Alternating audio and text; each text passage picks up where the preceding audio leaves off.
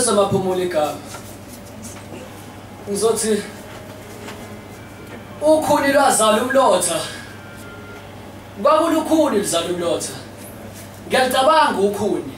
belifaka eziko belishisa ukhuni lwathi ukhuni hayi mina angifune kusha mina kuyashisa lana ngikhipheni lana bathiwa cha wekhuni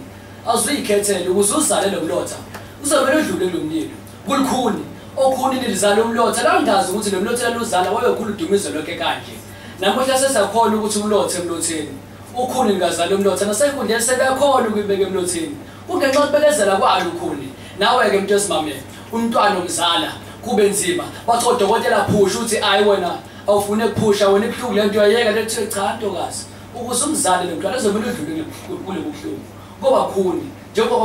ukhuni lizala umlotha ukhuni lwazala umlotha umuntu esebaphumile igama